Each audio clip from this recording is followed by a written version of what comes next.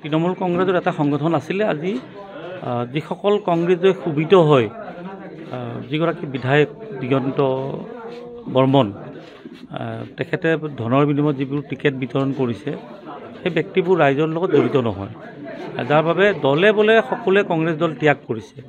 আৰু ইয়াতে মানে খালি কেৱল ৰাজীৱ ভৱনত আমি যেনে সুলভ মূল্যৰ দোকানত দেখা পাওঁ, চাউল ইমান টকা, দালি ইমান টকা, চেনি ইমান টকা, কেৱল সেইখন ফলকে লাগিব, বাকী আছে প্ৰত্যেকটা জিলা পৰিষদত আৰু AP মেম্বাৰত দিগন্ত বৰ্মনে 20 লাখ, 25 লাখ, 15 লাখ তেনেকুৱাকৈ টকা সংগ্ৰহ কৰিছে আৰু যোগ্য প্ৰাৰ্থী বঞ্চিত হৈছে। আজি ৰেহেনা বেগম আৰু তেখেতৰ স্বামী কংগ্ৰেছ দলৰ লগত কিমান বছৰৰ পৰা জড়িত হৈ আছে।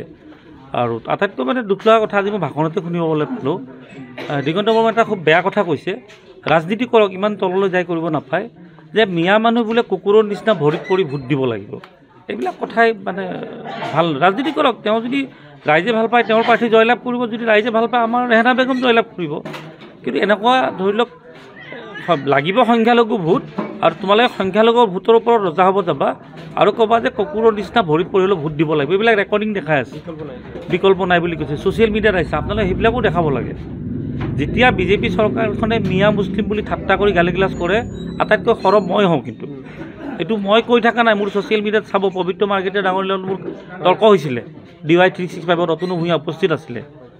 মই ক'লো এইবিলাক মিয়া মুছলমান গৰীয়া এইবিলাক ৰাজনীতি বাদ দিয়ক, আপোনালোকৰ কাম বন নাই যদি হৈ থাকক, এইবিলাক ৰাজনীতি নকৰিব। গতিকে মই বেয়া পাওঁ, যাৰ বাবে আমি ইয়াতে চাওক, আমি নলবাৰী জিলাতো বিভিন্ন জেগাত আমি প্ৰাৰ্থী দিব পাৰিলোঁ হয়, আমি এইকাৰণে দিয়া নাই, আমাৰ মেইন লক্ষ্য উদ্দেশ্য BJPক পৰাজয়। কংগ্ৰেছ আমাৰ শত্ৰু নহয়, কিন্তু কংগ্ৰেছে যিবিলাক দালাল বিধায়ক টকাৰ বিনিময়ত টিকট বিক্ৰী কৰে, সংবাদ মাধ্যমৰ টিভিটো খুলিলেই গম পায়, 20 লাখ 25 লাখ, অকল কেৱল হেৰিতে নহয়। মই এটা পোষ্ট দিছোঁ, তাতে চাব, প্ৰত্যেকটা সংখ্যালঘু সমষ্টিত, প্ৰত্যেকটা সংখ্যালঘু জিলাত কেৱল টিকট বিক্ৰী কৰিছে।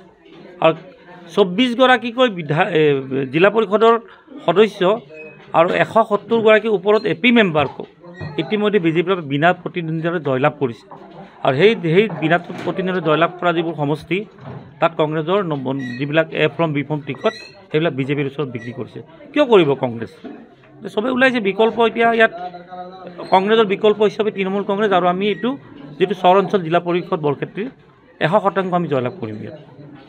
প্ৰথম কথা কি, আপোনালোকৰ ভাষাতে কৈছোঁ, মিয়া মানুহ কেতিয়াও BJPক ভোট নিদিয়ে, BJPৰ পইচা ল'ব, আৰু ল'ব কৰি এইবিলাক চব ডকাইতবিলাকৰহে পইচা লৈ আছে।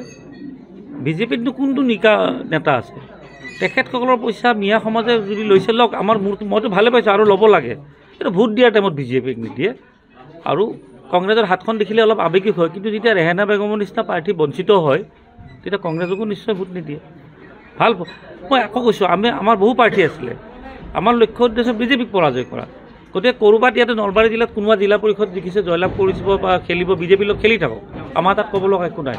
কিন্তু যিটো চৰ অঞ্চল জিলা পৰিষদ বৰক্ষেত্ৰী, আমি ইয়াত জয়লাভ কৰিম কাৰণেহে আমি ইয়াত ৰেহেনা বেগমক প্ৰাৰ্থীত্ব দিছোঁ।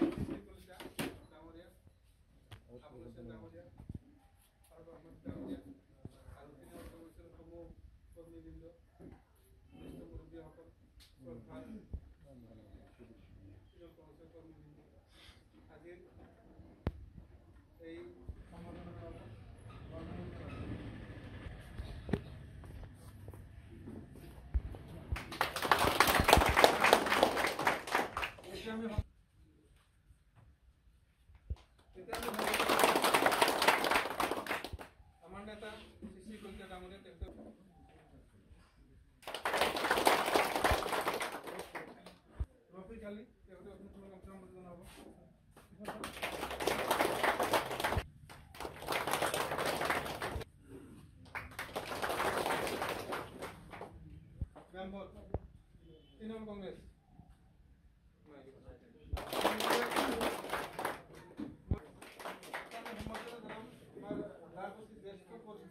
বহুত